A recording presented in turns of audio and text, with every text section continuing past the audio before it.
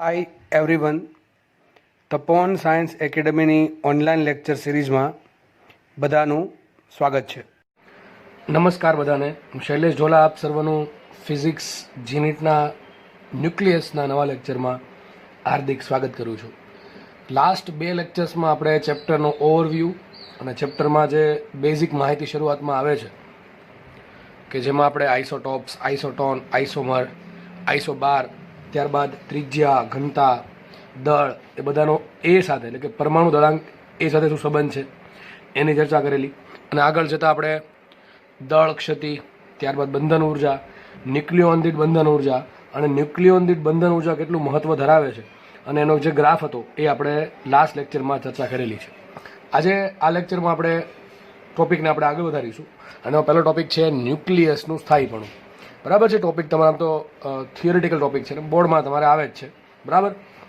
Okay, ચલો start કરીએ આપણે. જો કે તમે બોર્ડમાં ભણ્યા હશો તો તમને આવડતો જ હોવો જોઈએ. ચલો, શું છે ન્યુક્લિયસનું સ્થાયીપણું એટલે કે સ્ટેબિલિટી ઓફ ન્યુક્લિયસ. તો ન્યુક્લિયસ સ્ટેબલ રહેવો જોઈએ અથવા એક્ઝેક્ટલી સ્ટેબલ રહે છે એનું કારણ શું છે? તો આમ તો તમને બધાને ખબર છે કે તમે કેમેસ્ટ્રીમાં ભણ્યા હશો.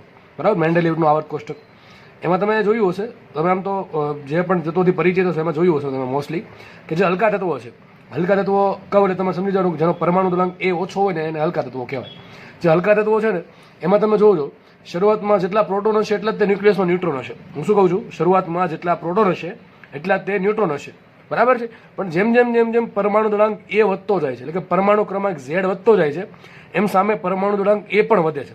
પણ અમુક તમે જેમ જેમ હલકા તત્વોથી ભારે તત્વો તરફ જશો તો માનો કે ન્યુક્લિયસમાં 10 પ્રોટોન વધે તો સામે 10 નહીં પણ 15 ન્યુટ્રોન વધતા હશે.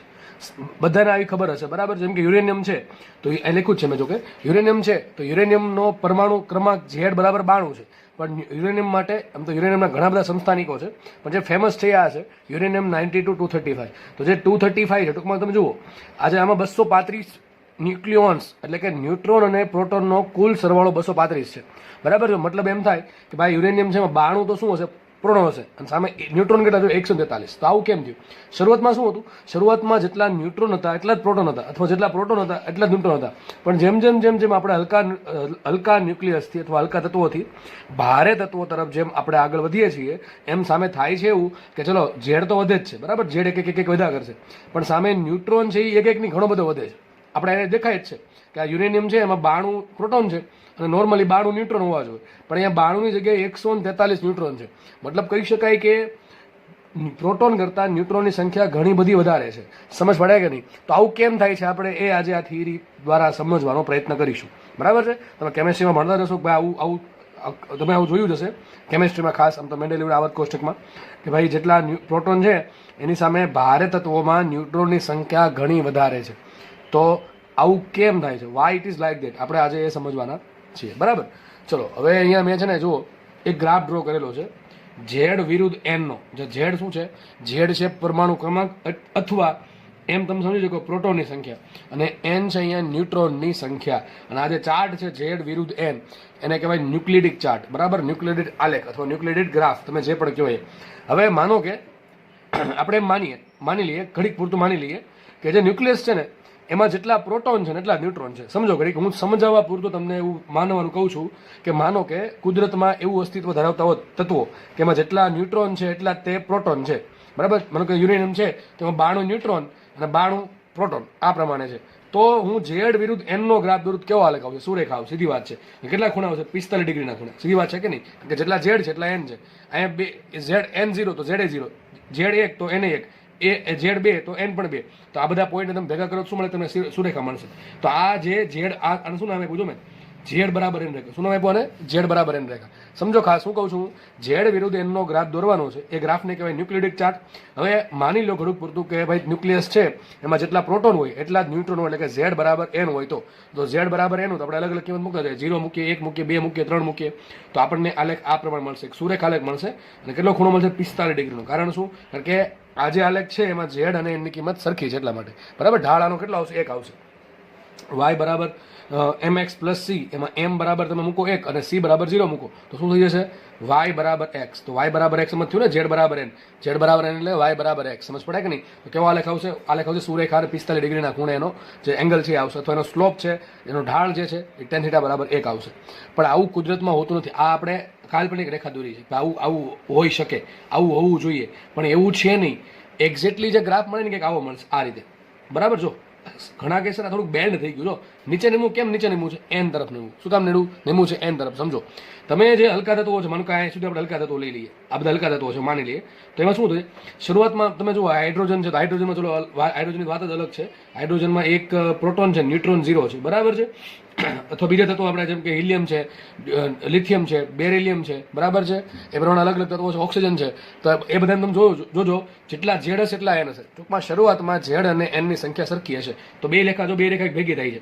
પણ જેમ જેમ તમે હલકા તત્વોથી ભારે તત્વો તરફ જશો એમ ન્યુટ્રોનની સંખ્યા વધતી જશે. અને જેમ આપણે બહુ દૂર વયા જશું, જેમ કે યુરેનિયમ તરફ વયા જશું, બરાબર છે, અહીંયા જે પહોંચી જશું ત્યારે ન્યુટ્રોનની સંખ્યા એન એ ઝેડ કરતાં ઘણી વધારે છે. તો આ જે રેખા છે ને એ એન તરફ ઢળતી જાય છે. કારણ શું?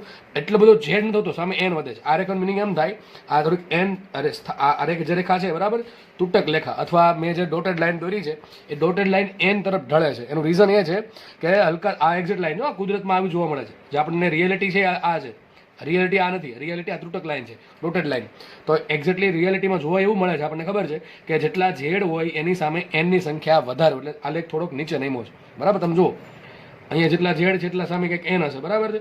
થોડાક આગળ ગયા તો એ ઝેડની સંખ્યા કરતાં એનની સંખ્યા ઘણી બધી વધી ગઈ. બરાબર દેખાય છે? આટલી વધે છે. તો મતલબ એમ કહેવા માંગે છે અહીંયા આ લેખ એમ કહેવા માંગે છે કે ઝેડ કરતાં એનની સંખ્યા ઘણી વધે છે. માનો કે તમને રકમમાં પૂછાય કે નીચેનામાંથી એન વિરુદ્ધ ઝેડનો આલેખ દોરો, તો આ કોનો આલેખ છે? ઝેડ વિરુદ્ધ એનનો આલેખ છે. પણ એન વિરુદ્ધ ઝેડનો પૂછે તો પેલા આ કઈ રેખા થઈ? આ થઈ ઝેડ બરાબર એન રેખા. અને જો એન આ સાઈડ છે તો રેખા આ પ્રમાણે આવશે, આલેખ કંઈક આ પ્રમાણે આવશે. સમજ પડે કે નહીં? તો આ પ્રમાણે આવશે. એટલે ગોખવાનો પ્રયત્ન કરવો નહીં ભાઈ. જે આ એનો મિનિંગ એમ થાય કે ભાઈ ઝેડની સરખામણીમાં એન ઘણા બધા વધે છે. તો કે આમ સ્ટ્રેટ નહીં થઈ જશે, આ પ્રમાણે થોડુંક આવશે. બરાબર છે? જે ડોટેડ લાઈન છે આ બાજુ આવશે. એટલે ગોખવાની કઈ વાત છે નહીં, એન તરફ નમેલી હશે. હવે ચલો આપણે ચર્ચા કરીએ. તો જો અહીંયા મેં લખ્યું છે શરૂઆતમાં જે હલકા તત્વો છે, હલકા તત્વો અથવા ન્યુક્લિયસ માટે શું હશે? શરૂઆતમાં એન બરાબર ઝેડ હોય. શું કીધું મેં? હલકા તત્વો અથવા જે ન્યુક્લિયસ માટે પરમાણુ દળાંક એની કિંમત ઓછી હોય, 30 થી ઓછી અથવા એની આજુબાજુ. બરાબર છે? એવા તત્વોમાં શું મોટા ભાગે જોવા મળે? જેટલા એન હોય એટલા ઝેડ હોય.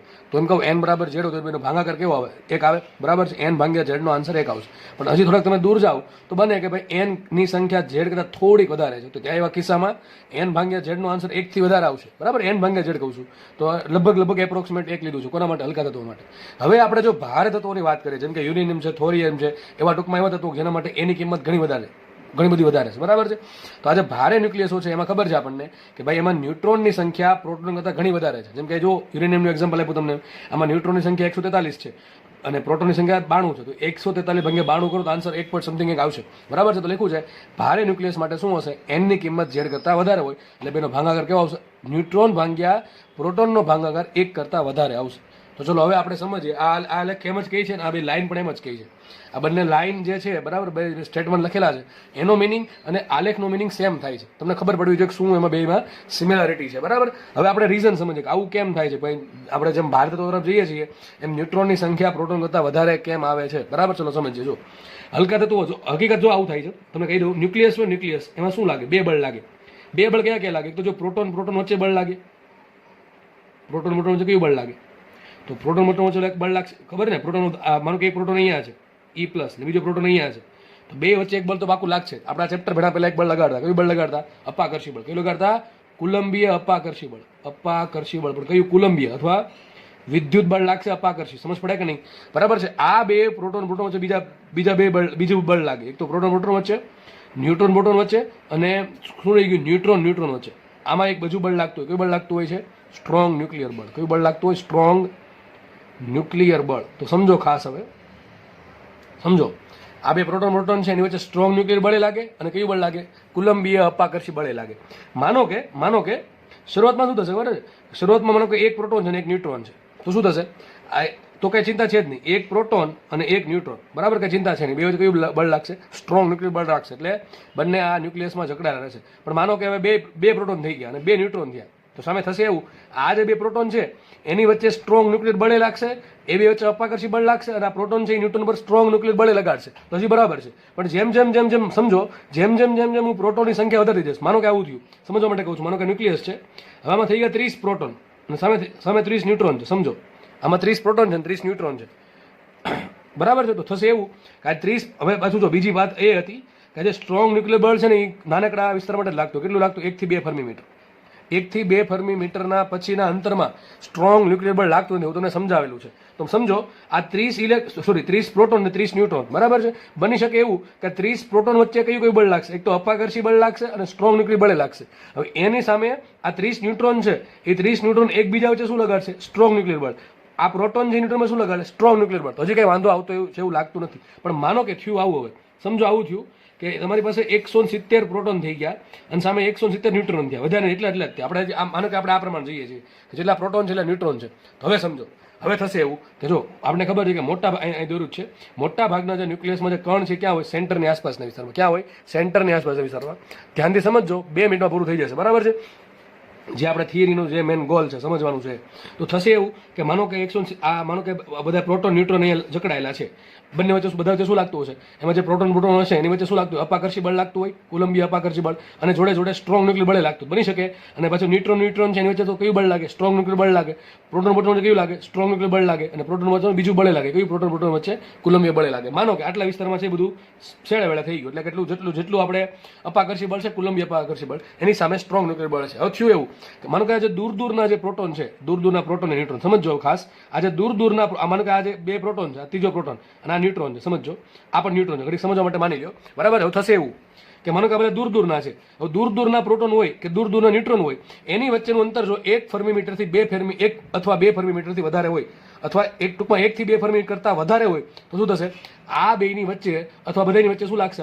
હવે સ્ટ્રોંગ ન્યુક્લિયર બળ નહીં લાગે. સમજ પડે? એનું કારણ શું છે? સ્ટ્રોંગ ન્યુક્લિયર બળ લઘુઅંતરીય બળ છે, એ આટલા અંતરમાં જ લાગે, 1 થી 2 ફર્મી મીટરના અંતરમાં જ લાગે, વધારે અંતર માટે લાગતું નથી. તો થશે એવું કે જે ન્યુક્લિયોન છે, બરાબર, પ્રોટોન ન્યુટ્રોન, એ ન્યુક્લિયસના કેન્દ્રમાં ઘેરાયેલા છે, એમાં કંઈ વાંધો છે નહીં, બરાબર. એકબીજા પર કોલંબિયા બળ અને સ્ટ્રોંગ ન્યુક્લિયર બળનું પરિણામી બળ 0 આવશે. પણ જુઓ, માનો કે આપણે શું ચર્ચા કરીએ છીએ? જેટલા પ્રોટોન જેટલા ન્યુટ્રોન છે. તો માનો કે આ જે દૂરના પ્રોટોન કે ન્યુટ્રોન છે, એમાં આ બે જે પ્રોટોન છે, બરાબર છે, એ ગમે એટલા દૂર હોય, જો અપાકર્ષી બળ લાગવા માટે કોઈ પણ અંતર ચાલે, નજીકનું અંતર ચાલે, દૂરનું અંતર ચાલે, અપાકર્ષી બળ તો લાગે. પણ સ્ટ્રોંગ ન્યુક્લિયર બળ લાગવા માટે અંતર કેવું હોવું જોઈએ? 1 થી 2 ફર્મીમીટર વચ્ચે, વધારે ચાલશે નહીં. થશે એવું કે માનો કે આ બે પ્રોટોન છે એની વચ્ચેનું અંતર 1 થી માનો કે 2 ફર્મીથી વધારે છે, સમજવા માટે સમજી લઈએ, 2 ફર્મીથી વધારે છે. તો હું એમ તમને પ્રશ્ન પૂછું કે આ બે પ્રોટોન વચ્ચે કયું બળ લાગે? અપાકર્ષી બળ લાગે.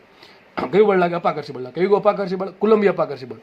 શું બે વચ્ચે સ્ટ્રોંગ ન્યુક્લિયર બળ લાગશે? નહીં લાગે. એ પ્રમાણે આ બે પ્રોટોન વચ્ચે નહીં લાગે. માનો કે એક ન્યુટ્રોન અહીંયા છે, એક ન્યુટ્રોન અહીંયા છે, બરાબર છે. હવે આ ન્યુટ્રોન પર આ કોઈ બળ નહીં લગાડી શકે. કારણ શું? કારણ એ છે કે આ ન્યુટ્રોનનું માનો કે અંતર આ બધાથી કેટલું છે? 2 ફર્મીમીટર કરતાં વધારે. તો થયું એવું કે જે ન્યુક્લિયસનો દૂરનો વિભાગ છે એમાં સ્ટ્રોંગ ન્યુક્લિયર બળ, હું લખી નાખું છું, સ્ટ્રોંગ ન્યુક્લિયર ફોર્સ લાગતું નથી. પણ એમાં કયું બળ લાગે છે? કોલંબિયા અપાકર્ષી બળ. કયું બળ લાગે? ઇલેક્ટ્રિક ફોર્સ લાગશે, ઈએફ તો લાગવાનું છે. ઈએફ કઈ ટાઈપનું હોય? અપાકર્ષી બળ. તો જો અહીંયા દૂરના વિસ્તારમાં ન્યુક્લિયસમાં એક ઇલેક્ટ્રિક ફોર્સ એટલે કે કોલંબિયા અપાકર્ષી બળ ડેવલપ થશે, જેને કોઈ સમતોલવા વાળું છે નહીં. આ સ્ટ્રોંગ ન્યુક્લિયર બળ પણ સમતોલ છે નહીં, કારણ કે આ નાના વિસ્તારમાં લાગે છે. તો હવે શું થાય? જો હવે થશે એવું કે આપણે ચર્ચા એવી કરી કે જેટલા પ્રોટોન છે એટલા ન્યુટ્રોન છે. તો જો આ પ્રમાણે રહેતું હોય, બરાબર, જેટલા બે સરખા હોય, તો આ પ્રમાણે દૂરના વિસ્તારમાં ન્યુક્લિયસ પોતાનું સ્થાયિત્વ ગુમાવી બેસશે. સ્થાયિત્વ એટલે સ્ટેબલ એટલે શું થાય? સ્ટેબલ એટલે કે એના પર પરિણામી બળ 0 છે. સ્ટેબિલિટી મતલબ કે પરિણામી બળ 0 છે, મતલબ એમ થાય. પણ આ કેસમાં પરિણામી બળ 0 નથી. તો હવે શું કરવું પડે? હવે એક કામ કરવું પડે. હકીકત છે કેવું?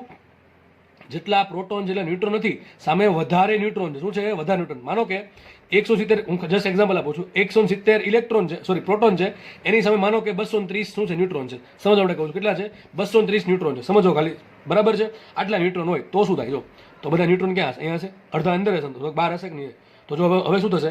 આ જે પ્રોટોન બે અલગ અલગ હતા એની બાજુમાં કોણ આવી જશે? ન્યુટ્રોન આવી જશે. એટલે કોણ આવી જશે? ન્યુટ્રોન આવી જશે. હવે આ બે પ્રોટોન વચ્ચે શું લાગતું હતું? ઇલેક્ટ્રિકલ ફોર્સ હતો, અપાકર્ષી. પણ આ ન્યુટ્રોન છે એ આ પ્રોટોનની ઘણો નજીક છે, તો કયું બળ લાગશે એમાં પાછું? એટલે બાજુમાં આવ્યો અને માનો કે અંતર 1-2 ફર્મીમીટર કરતાં અથવા 1 ફર્મીમીટર કરતાં ઓછું છે, તો કયું બળ લાગશે? એ બે વચ્ચે કયું બળ લાગશે? સ્ટ્રોંગ ન્યુક્લિયર બળ લાગશે. તો આ બે પ્રોટોન પર જે પરિણામી વિદ્યુત બળ હતું એને સમતોલવા માટે કોણ આવી ગયા? હવે ન્યુટ્રોન આવી ગયા. એટલા માટે બની શકે કે પરિણામી બળ બધાનું છેલ્લે 0 થઈ જાય. એટલા માટે ભારે ન્યુક્લિયસોમાં જેટલા પ્રોટોન હોય એનથી વધારે ન્યુટ્રોન હોવા જોશે તો જ સ્ટ્રોંગ ન્યુક્લિયર બળ વધે. બરાબર છે? તો આ કારણ છે કે ભાઈ ભારે ન્યુક્લિયસમાં ન્યુટ્રોનની સંખ્યા પ્રોટોનની સંખ્યા કરતાં વધારે શું કામ હોય? જો ના હોત તો ભાઈ જે ન્યુક્લિયસ છે એમાં કુલંબીય અપાકર્ષી બળનું પ્રભુત્વ હોત તો શું થાત? પ્રોટોન એકબીજાને ધક્કા મારત અને ન્યુક્લિયસ છે એ સ્ટેબલ રહી શકત નહીં. પણ સામે ન્યુટ્રોનનો વધારો છે અને પ્રોટોન અને ન્યુટ્રોન વચ્ચે કયું બળ લાગે?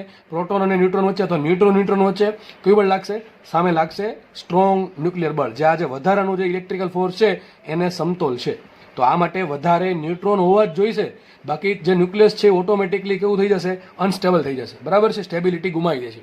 એટલા માટે વધારે ન્યુટ્રોન હોય. તો આ વસ્તુ યાદ રાખજો. બરાબર છે? બહુ ડિટેલમાં સમજાવી છે. તો આ હતું ન્યુક્લિયસની સ્ટેબિલિટી. અને ખાસ આ રેખાને શું કહેવાય? સ્થાયિત્વ રેખા. બરાબર છે? આ સ્થાયિત્વ રેખા છે. ઝેડ બરાબર એન હોત તો ન્યુક્લિયસ સ્થાયી ન હોત, અસ્થાયી હોત. એટલા માટે આ સ્થાયિત્વ રેખા છે. ઓકે, ચલો તો આપણે અહીંયા રાખીએ. આગળ વધીએ આ થિયરીમાં, નવી થિયરી તરફ પ્રયાણ કરીએ. ચલો હવે આ ચેપ્ટરનો બીજો ભાગ. બરાબર? આ ચેપ્ટરનો બીજો ભાગ. આમ તો 3 થી 4 ભાગમાં દરેક ચેપ્ટરને હું વહેંચી દઉં છું અને તમને એ પ્રમાણે પણ ભણાવું છું. પહેલા ભાગમાં આપણે અત્યાર સુધી જે પણ ભણાય પહેલો ભાગ ગણવો, પાર્ટ 1 ઓફ ન્યુક્લિયસ. એમાં આપણે શું ભણ્યા તમને બધી ખબર જ છે. બરાબર છે? ત્રિજ્યા છે, કદ છે, દળ છે, એનો બધાનો એ સાથે શું સંબંધ છે, ઘનતા છે. બરાબર? ત્યારબાદ આપણે ન્યુક્લિયસની ત્રિજ્યા વિશે વાત કરી શરૂઆતમાં. પછી સમસ્થાનિકો એ બધું જોયું. ત્યારબાદ આપણે દળ ક્ષતિ જોઈ. દળ ક્ષતિ પછી આપણે આઇન્સ્ટાઈનનું સમીકરણ E બરાબર mc² જોયું. ત્યારબાદ આપણે AMU શું છે એ જોયું. પછી આપણે પ્રોટોન, ન્યુટ્રોન અને ઇલેક્ટ્રોન માટે યુની કિંમત શું હોય, કેટલા AMU થાય એ જોયું. અને આપણે પછી દળ ક્ષતિમાં આપણે આગળ વધીને બંધન ઊર્જા જોઈ, ન્યુક્લિયસની બંધન ઊર્જા જોઈ, એનો આલેખ જોયો અને છેલ્લે આપણે હમણાં ન્યુક્લિયસનું સ્થાયિત્વ જોયું. આટલું આપણે પાર્ટ 1માં જોયું. હવે આ ચેપ્ટરનો પાર્ટ 2 સ્ટાર્ટ થાય છે એમ માની શકો. પાર્ટ 1 પાર્ટ 2 એટલા માટે કહું છું કે આ જે ભાગ છે ને એને આગળના ભાગ કે લેવા દેવા છે નહીં. એટલા માટે પાર્ટ 1 પાર્ટ 2 પાડું છું. બરાબર છે? અને બીજી મહત્વની વાત, આ જે પાર્ટ છે એટલે કે ન્યુક્લિયસની એક્ટિવિટી, એટલે કે તમે જે સમજો છો રેડિયો એક્ટિવિટી. બરાબર? તમે ઘણા શબ્દ સાંભળો છો કે આ તત્વો રેડિયો એક્ટિવ છે. તો રેડિયો એક્ટિવિટી જે છે એ પાર્ટમાંથી મેક્સિમમ પ્રશ્નો પૂછાય છે. પછી કોઈ પણ એક્ઝામ હોય, it is your board examination, કે ગુજકેટ એક્ઝામિનેશન, જી એક્ઝામિનેશન કે નીટ એક્ઝામિનેશન, અથવા તમે બીજી કોઈ પણ એક્ઝામની પ્રિપેર કરતા હો, દરેકમાં આ પાર્ટમાંથી પ્રશ્ન પૂછવાના ચાન્સીસ મેક્સિમમ છે. બરાબર છે? તમે પાછલા વર્ષના પેપર જોશો તો પણ તમને આ વિભાગમાંથી એકાદ પ્રશ્ન તો દેખાય જ પડશે. બરાબર છે? અને ખાસ જીવાળા કે તમે જેટલા બી શું કહેવાય બેચમાં પેપર લેવા, બરાબર, જેટલી બી બેચ પડે તમારી પછીની એક્ઝામમાં, બરાબર, હવે પછીની એક્ઝામમાં એમાં કોઈકના ભાગમાં તો આમાંથી ડેફિનેટલી ક્વેશ્ચન આવશે. તો બની શકે બધાના ભાગમાં આવે. ઓકે, તો ટૂંકમાં આ પાર્ટ મહત્વનો છે અને પાર્ટ એકદમ ઇઝી છે. થોડુંક મેથેમેટિક્સ હશે, બરાબર, પણ મેથેમેટિક્સ તમને સમજાવવા બેઠો છું હું. બરાબર છે? તમને ડાયરેક્ટલી સૂત્ર નહીં આપી દઉં, ચલો આ 5 સૂત્ર છે, કોખી નાખશો એટલે દાખલા આવડી જશે, એવું નહીં કરું. બરાબર છે? આપણે ડિટેલમાં વિગતે જે આપણે અત્યાર સુધી કરતા આવ્યા છીએ, એમ તો મારી જે સ્ટ્રેટેજી છે એ જ રહી છે કે થિયરી બેસ્ટ રીતે સમજાવી, જે દાખલા પણ બેસ્ટ રીતે સમજાવી દે. તો મારા તરફથી જે કામ છે તમારું પૂરું થાય અને બસ તમારે બાકી રહે ખાલી પ્રેક્ટિસ કરશો, ડેફિનેટલી તમે કોઈ પણ દાખલો હેન્ડલ કરી શકશો. બરાબર છે? તો ચલો સ્ટાર્ટ કરીએ. તો આપણે ભણશું ન્યુક્લિયસની એક્ટિવિટી, એટલે કે રેડિયો એક્ટિવિટી શું છે. ચલો, તો પહેલી જ વ્યાખ્યા છે એક્ટિવિટી. બરાબર છે? આમાં આપણે જેટલી જરૂર છે એટલી ચર્ચા કરશું. બરાબર? ચલો સ્ટાર્ટ કરીએ આપણે એક્ટિવિટી. હવે એક્ટિવિટીને દર્શાવાય છે આઈ વડે. બરાબર છે? આ એક સંજ્ઞા આપી દીધી એક્ટિવિટીને આઈ. એક્ટિવિટી કહેવાય કોને? પહેલા તો સમજીએ રેડિયો એક્ટિવ તત્વ કોને કહેવાય અથવા રેડિયો એક્ટિવ ન્યુક્લિયસ કોને કહેવાય. તો સમજો, જે આપણે પેલું EBNનો ગ્રાફ જોયો હતો એમાં ખાસ સમજો, એમાં શું હતું, 170 કરતાં વધારે જેનો પરમાણુ દળાંક હતો એ, બરાબર, એવા ન્યુક્લિયસો કેવા હતા? ભારે હતા અને પોતે અસ્થાયી હતા. અસ્થાયી હોવાનું કારણ શું? એનું EBN ઓછું હતું. એની જે ન્યુક્લિયોન દીઠ બંધન ઊર્જા EBN છે એ ઓછી હતી. અને મેં તમને કીધું હતું આવા તત્વો શું થાય? આવા તત્વો અનસ્ટેબલ છે, અસ્થાયી છે. હવે કોઈ પણ દુનિયાનો કોઈ પણ પદાર્થ, તમે બધા, કોઈ પણ વ્યક્તિ અથવા કોઈ પણ પદાર્થ હંમેશા સ્ટેબલ થવાનો પ્રયત્ન કરે. બરાબર? સ્ટેબિલિટી મેળવવાનો, સ્ટેબિલિટી છે એ રિક્વાયર કરવાનો ટ્રાય કરતો હોય. થશે એવું છે, પેલા ભારત તત્વો છે એ બધા કેવા છે? અનસ્ટેબલ છે. હવે શું ટ્રાય કરે કે પોતે સ્ટેબલ થાય. તો સ્ટેબલ આપણે જે રીતે કરીએ છીએ એ આખું ન્યુક્લિયર વિખંડન છે, એ આપણે અલગ ભણશું. બરાબર? પણ નોર્મલી કુદરતમાં માનો કે ન્યુક્લિયર વિખંડન ના થાય તો પણ જે ભારે ન્યુક્લિયસો છે એ સ્ટેબિલિટી પ્રાપ્ત કરવા શું કરે? પોતાનામાંથી અમુક ચોક્કસ પ્રકારના સોરી ફોર ધેટ પોતાનામાંથી અમુક ચોક્કસ પ્રકારના વિકિરણોનું ઉત્સર્જન કરતું હોય. તમે સાંભળ્યું હશે આલ્ફા વિકિરણ, બીટા વિકિરણ, ગેમા વિકિરણ, આવા અનેક પ્રકારના વિકિરણોનું ઉત્સર્જન થતું હોય અલગ અલગ માત્રામાં. યુરેનિયમ કરતું હોય, થોરિયમ કરતું હોય, રેડિયમ કરતું હોય, બરાબર છે. તો આપણે ખબર છે તો કેવા કહેવાય રેડિયો એક્ટિવ. તો આવું શું કામ કરે છે?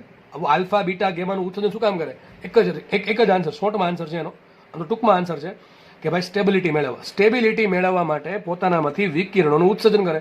હવે આપણે આમાં સમજશું કે સર સ્ટેબિલિટી મેળવવા વિકિરણોનું ઉત્સર્જન કરે તો ધીમે ધીમે થશે શું કે પોતાનામાંથી વિકિરણ ઉત્પન્ન, માનો કે આલ્ફા કણ ઉત્પન્ન થયો, બરાબર, માનો કે યુરેનિયમ છે એમાંથી આલ્ફા કણનું ઉત્સર્જન થાય છે, સમજો ખાલી, બરાબર છે. તો આલ્ફા કણ ભાઈ પોતાનું કે દળ છે કે હા સર દળ તો છે. કેટલું આલ્ફા કણ પાસે દળ હોય? 4 MP. બધાને ખબર છે આલ્ફા કણનું દળ કેટલું હોય? 4 MP.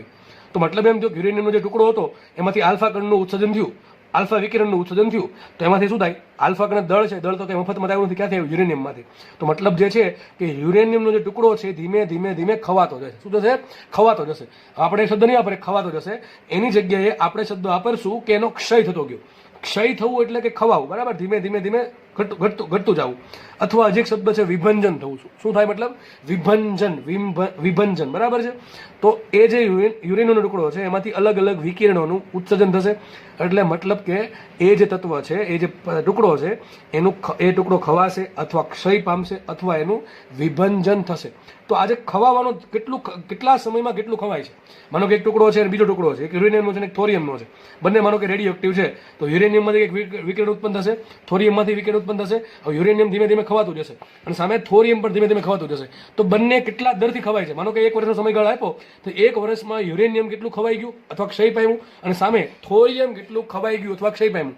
મારે બેને કમ્પેર કરવું છે તો એ કમ્પેરિઝન કોની સાપેક્ષ, કોની રીતે કરીશ? હું એના માટે વાપરીશ એક્ટિવિટી. સમજો કેટલું તમને ડિટેલમાં સમજાવું. જુઓ એક્ટિવિટી શું છે?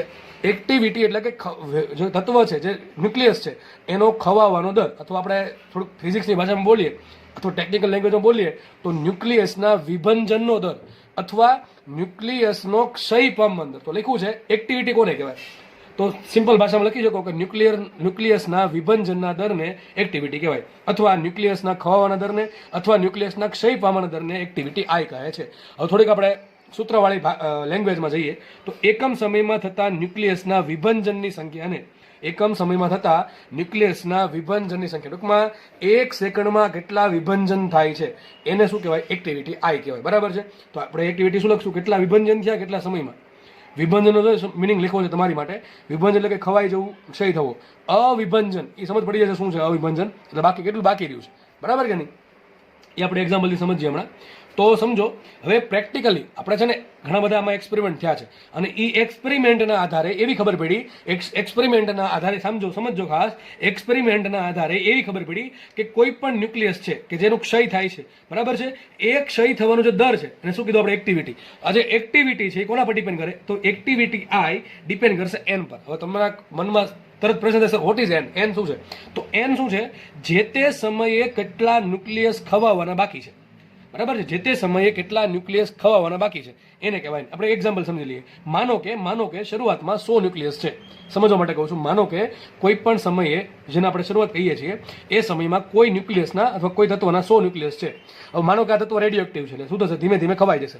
કેટલા દરથી ખવાશે આપણે દાખલા કરશું, સૂત્ર સમજવું ખબર પડી જશે. તો માનો કે આ તત્વ ખવાય છે, આ ન્યુક્લિયસ ખવાય છે. હવે ખવાય એટલે કે ટૂંકમાં ઘટતું જાય છે, વિકિરણના ઉત્સર્જનના કારણે ઘટતું જાય છે.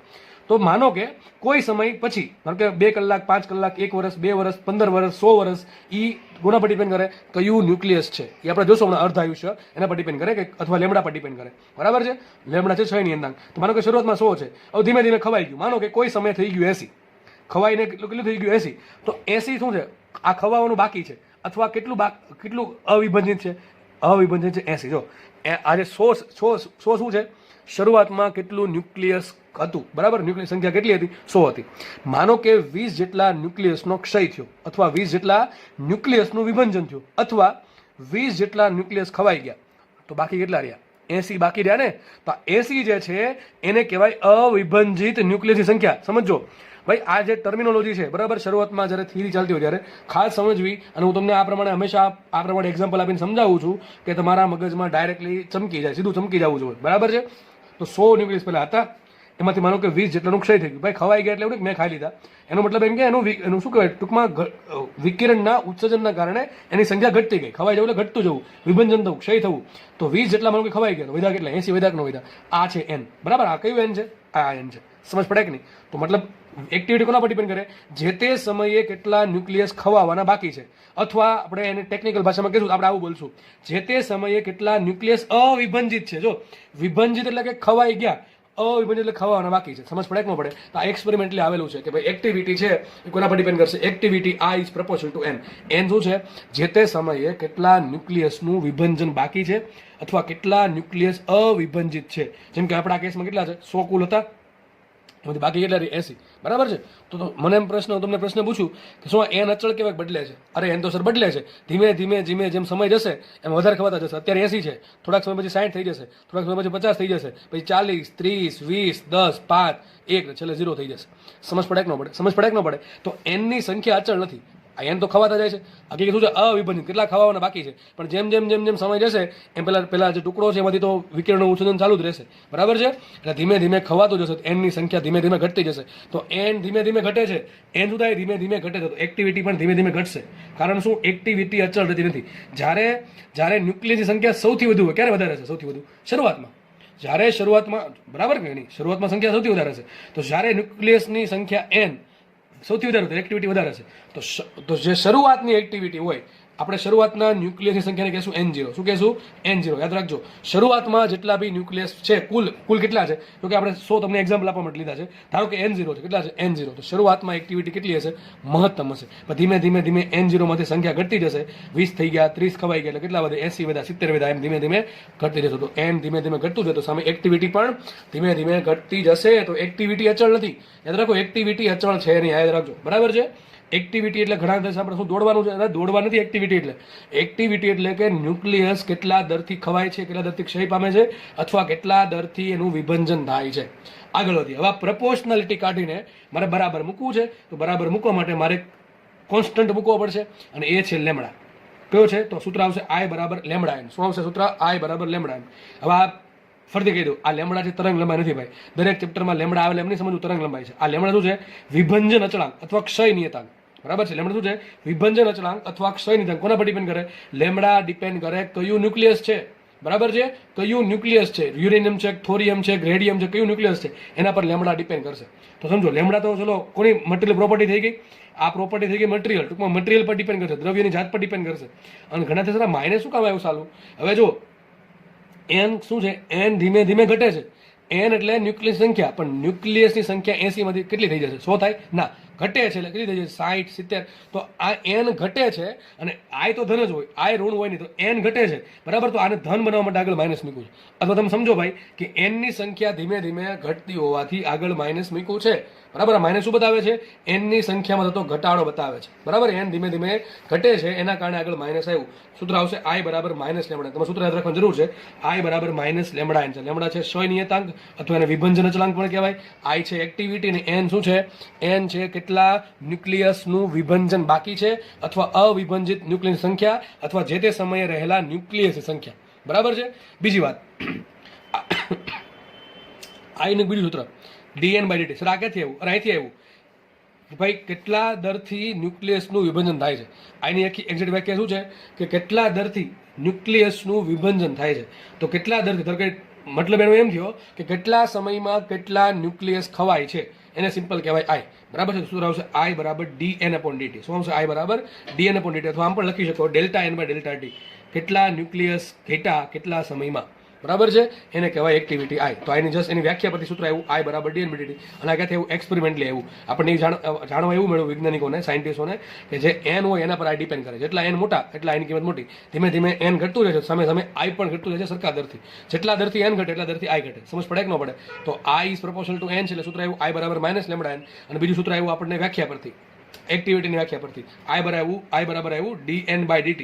બરાબર છે. અને આનો એકમ શું આવે? કેટલા વિભંજન થાય છે પર કેટલા સમયમાં. આપણે આગળ જોશું એકમ, અત્યારે બહુ ચિંતા કરવી નહીં. ચલો હવે સમજીએ. I શું છે?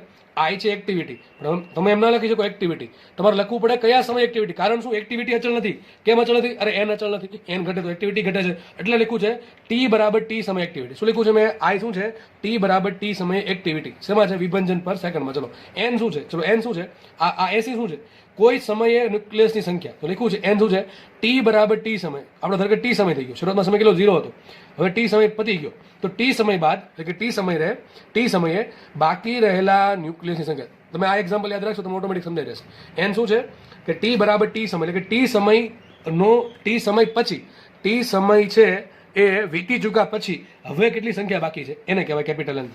દેખાય કે નહીં? મને કહે 2 કલાક થઈ, 2 કલાક પછી પેલા 100 ન્યુક્લિયસ હતા, હવે 2 કલાક પછી ધારો કે 80 વિધા છે, તો એન શું છે? કે 2 કલાક પછી કેટલી બાકી રહી સંખ્યા એને કહેવાય એન. બરાબર છે? તો એન શું છે? ટી બરાબર ટી સમયે બાકી રહેલા લોકોની સંખ્યા. અહીં એન 0 આવશે. અહીંયા શું છે? એન 0. તો એન 0 શું છે? એન 0 છે શરૂઆત. ટી બરાબર 0 કે શરૂઆતમાં? ટી બરાબર 0 સમયે ન્યુક્લિયસની સંખ્યા કેટલી હતી? બરાબર કે નહીં? તો ખાસ સમજવું ભાઈ એન 0 અને એનમાં શું ડિફરન્સ છે. હજી એક વસ્તુ આવશે પછી, એ પછી ભવિષ્યમાં કહીશ તમને. તો એન 0 શું છે? શરૂઆતમાં કેટલી સંખ્યા હતી. અને એન શું છે? ટી સમય વીતી ગયા પછી અથવા ટી સમય ગુજર્યા બાદ કેટલા ન્યુક્લિયસની સંખ્યા બાકી. ખાસ શબ્દ રાખજો, બાકી. અથવા એમ કહી શકો અવિભંજિત ન્યુક્લિયસની સંખ્યા. અવિભંજિત એટલે કે વિભંજન થવાનું બાકી છે એવા ન્યુક્લિયસની સંખ્યાને કેપિટલ એન કહેવાય છે. બરાબર? તો આ થિયરીમાં અત્યાર સુધીમાં તમારે 2 સૂત્ર યાદ રાખવાનું છે, આઈ બરાબર માઇનસ લેમડા એન અને આઈ બરાબર ડીએન બાય ડીટી. હવે આવશે મેથેમેટિક્સ. બરાબર છે? ઓકે, ચલો આપણે આગળ વધીએ હવે. અને બીજી વાત કે જે તમે જે ભણાવું છો ત્યારે બરાબર એક્ટિવિટી, એ ટોપિક એવો છે કે તમે અહીંયા ધ્યાનથી સમજશો ને તો બીજી વખત કોઈ દી જોવાય નહીં પડે, એ મારી ગેરંટી છે. પણ ધ્યાન 100% અહીંયા હોવું જોઈએ. બરાબર? ચલો આપણે તો ટૂંકમાં 2 વસ્તુ ભણ્યા અત્યારે, કે એક તો આઈનું સૂત્ર ભણ્યા માઇનસ લેમડા એન અને આઈ બરાબર ભણ્યા ડીએન બાય ડીટી. ચલો બધું ભેગું કરી દઈએ તો શું મળશે? એક્ટિવિટી બરાબર આઈની વ્યાખ્યા પરથી સૂત્ર આવ્યું. શું આવ્યું? આઈ બરાબર ડીએન બાય ડીટી. અને બીજું એક્સપેરિમેન્ટલી સૂત્ર શું આવ્યું? આઈ બરાબર માઇનસ લેમડા એન. લેમડા શું છે? લેમડા છે ક્ષય નિયતાંક. શું છે? ક્ષય નિયતાંક. કોના પર ડિપેન્ડ કરે? લેમડા ડિપેન્ડ કરે ન્યુક્લિયસ પર, એટલે કે કયું ન્યુક્લિયસ છે, કયું તત્વ છે, કયું દ્રવ્ય જાત પર ડિપેન્ડ કરશે. બરાબર છે? તો ચલો આગળ વધીએ. તો માનો કે એક વસ્તુ તમે કહેવાનું રહી ગયા આમાં, આપણે હમણાં ભણ્યા હતા આઈ બરાબર આવું ભણ્યા હતા ને, આઈ બરાબર માઇનસ લેમડા. શું ભણ્યા હતા આપણે? આઈ બરાબર માઇનસ લેમડા એન. તો મેં તમને કીધું હતું એનની કિંમત છે એ ધીમે ધીમે ઘટે છે. તો હું તમને પ્રશ્ન પૂછું કે સૌથી વધુ એક્ટિવિટી ક્યારે હોય? મેં તમને કીધું એન જ્યારે જો લેમડા અચળ છે, લેમડા અચળ, યાદ રાખો લેમડા હંમેશા અચળ હોય. કેવું હોય? અચળ હોય. કોના પર ડિપેન્ડ કરે? દ્રવ્ય પર. યુરેનિયમ માટે લેમડા ફિક્સ હોય, થોરિયમ માટે લેમડા ફિક્સ હોય, રેડિયમ માટે લેમડા ફિક્સ હોય, આ પ્રમાણે દરેક માટે લેમડા ફિક્સ હોય. બરાબર છે? ઓકે, ચલો આગળ વધીએ. તો આઈ કોના પર ડિપેન્ડ કરે? એન પર. મારે એક એવી કિંમત જોઈએ છે કે જ્યારે એક્ટિવિટી સૌથી વધારે હોય. એક્ટિવિટી સૌથી વધારે ક્યારે હોય? અને જ્યારે એનની કિંમત વધારે હોય ત્યારે. એનની કિંમત વધારે ક્યારે હોય? શરૂઆતમાં. કારણ કે પછી ધીમે ધીમે ઘટતી જાય છે. તો એનની કિંમત જ્યારે વધારે હોય એટલે કેટલી હોય? મહત્તમ N0. એનની કિંમત જ્યારે મહત્તમ એટલે કેટલી હોય? N0 હોય ત્યારે તમને જે એક્ટિવિટી મળે એટલે કહીએ ક્યારે? N0 સંખ્યા ક્યારે હોય? શરૂઆતમાં. ટી બરાબર 0 સમયે. તો ટી બરાબર 0 સમયે એનની સંખ્યા છે N0 અને એન થઈ ગયું મહત્તમ. તો એક્ટિવિટી થઈ ગઈ મહત્તમ.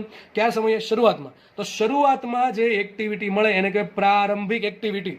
અરે ભાઈ સિમ્પલ વાત છે. આઈ બરાબર માઇનસ લેમડા એન છે, એમાં તમે એન બરાબર શું મૂકી દો? N0 મૂકી દો, ત્યારે તમને જે એક્ટિવિટી મળે એને કહેવાય પ્રારંભિક એક્ટિવિટી. કારણ શું? તમે એન બરાબર N0 મૂકો. કયા સમય મૂકા? શરૂઆતમાં એનની કિંમત N0 હોય છે. તો આ થઈ ગયું પ્રારંભિક એક્ટિવિટીનું સૂત્ર. ક્યારેક ક્યારેક કામમાં લાગશે. તમને પ્રશ્ન કહી દઈ કે ભાઈ શરૂઆતમાં આટલા ન્યુક્લિયસ છે એટલે N0 ની કિંમત આપી દે, લેમડા આપી દે, તમને પ્રશ્ન પૂછે પ્રારંભિક એક્ટિવિટી હોય તો તમારે સૂત્ર મૂકવાનું આ. બરાબર? એમ તો કામનું છે, ક્યારેક પૂછી નાખે પ્રશ્ન. સૂત્ર આવશે I0 બરાબર minus lambda N into N0. બરાબર? ટૂંકમાં 100 વાતની એક વાત, જે સમયે તમારે એક્ટિવિટી શોધવી હોય એ સમયની સંખ્યા મૂકવી પડે. મારે શરૂઆતમાં એક્ટિવિટી શોધવી તો મારે એની સંખ્યા ક્યારે મૂકવી પડે? શરૂઆતમાં મૂકવી પડે. ચલો આટલું થઈ ગયું. હવે આપણે અહીંથી ચેપ્ટર જે છે અથવા જે પાર્ટ 2 જે છે હવે ખરેખરો સ્ટાર્ટ હવે થશે. બરાબર? અત્યાર સુધી આપણે જસ્ટ બેઝિક માહિતી મેળવેલી છે. હવે પ્યોરલી મેથેમેટિક્સ આવશે અને એકદમ ઇઝી મેથેમેટિક્સ આવશે. બરાબર છે? જે સાબિતી આપું છું એ સાબિતી યાદ રાખવાની જરૂર નથી, એવું નહીં તમને યાદ જ હોવી જોઈએ. બરાબર? પણ એનું જે કન્ક્લુઝન છે એમાં જે વચ્ચે વચ્ચે ઘણું બધું કહેતો જઈશ, નિયમો જે છે એ તમારે ખાસ સમજવાના છે. બરાબર ભાઈ? તો એક કામ કરીએ, આપણે બેને ભેગા કરી દઈએ. જો આઈ બરાબર ડીએન બાય ડીટી છે અને આઈ બરાબર માઇનસ લેમડા છે. હું આ બેન ભેગા કરું. મારે છે ને એનની કિંમત જોઈએ છે ટી સ્વરૂપે. મારે એનની કિંમત જોઈએ છે ટી સ્વરૂપે. ફરીથી કહી દઉં, આ બેને ભેગા કરવાનું કામ શું? અરે મારે એનનું સૂત્ર જોઈએ છે સમય સ્વરૂપે. ભાઈ કોઈ હું એમાં સમય મૂકવો જોઈએ કે ભાઈ શરૂઆતમાં 50 સંખ્યા છે તો 5 કલાક પછી કેટલી હશે, 10 કલાક પછી કેટલી હશે, એ મને મળી જવું જોઈએ. બસ તો એના માટે શું કરે? આપણે બેન ભેગા કરીએ. ચલો સૂત્ર આવ્યું આઈ બરાબર ડીએન બાય ડીટી બરાબર માઇનસ લેમડા. આપણે બેન ભેગા કરીએ. કોને? ડીએન બાય ડીટી બરાબર શું લખાય? ડીએન બાય ડીટી બરાબર લખાય માઇનસ લેમડા. શું લખાય? ડીએન બાય ડીટી બરાબર લખાય માઇનસ લેમડા ઇન્ટુ એન. અમારે એન શોધવો તો એનને કરતા બનાવવા પડશે. એક કામ કરીએ, આ એન વાળું પદ એ લાવવા દઉં, ડીટી વાળું પદ આવું લાવવા દઉં. મેં તમને આવું શીખવાડેલ છે કાર્ય ઉર્જા પાવરમાં, અને ખાસ મેથ્સ વાળાને ખબર જ હશે કે આનું સંકલન વિકલન કેમ થાય, બરાબર છે. સીધી વાત છે કે વિકલનમાંથી તમારે એન જોઈએ છે તો તમારે સંકલન કરવું પડશે, કારણ કે dn બાય dt આપેલું છે. મેં તમને આવું કીધું છે કે n વાળા પદ ભેગા કરો અને dt વાળા પદ બીજી બાજુ ભેગા કરો. આપણે n અહીંયા લાવીએ, dt આ બાજુ લાવીએ, સમીકરણ થઈ જશે આવું કે dn upon n બરાબર માઇનસ લેમડા ઇન્ટુ dt. હવે મારે n શોધવા માટે d કાઢવો પડે તો શું કરીએ, બે બાજુ કરીએ સંકલન. તો કરી દીધું બે બાજુ સંકલન, પણ આ સંકલન છે નિયત સંકલન છે, કારણ કે લિમિટ છે, એવું સમય ઇન્ફિનિટી તમે લઈ શકો અને n ની કિંમત ગમે તે લઈ શકો. ના ભાઈ, એ ફિક્સ છે, એટલા માટે શું છે નિયત સંકલન. નિયત સંકલન એટલે લિમિટ વાળું સંકલન. ચલો તો આપણે લિમિટ મૂકવાની છે, તો કોની લિમિટ મૂકશું? અરે ભાઈ, જેની સાપેક્ષ સંકલન થાય એની લિમિટ મૂકવી પડે. આ મૂકવી પડે મારી લિમિટ n ની. ચલો n ની કોની લિમિટ મૂકવી પડે? સમયની. ચલો સમય શું હોય તો શરૂઆતમાં સમય ધરો કે t બરાબર 0 છે અને મારે t સમય, ક્યારે t બરાબર t સમયે મારે સંખ્યા શોધવી છે n ની. તો શું મૂકીશ? t બરાબર 0 સમયે ન્યુક્લિયસની સંખ્યા કેટલી હોય? n0, બરાબર કે નહીં?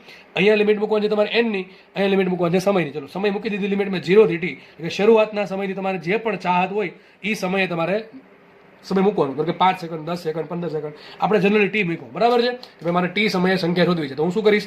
ટી બરાબર 0 સમયે કેટલી સંખ્યા હતી ન્યુક્લિયસની? n0, બરાબર. શરૂઆતમાં મેક્સિમમ હતી.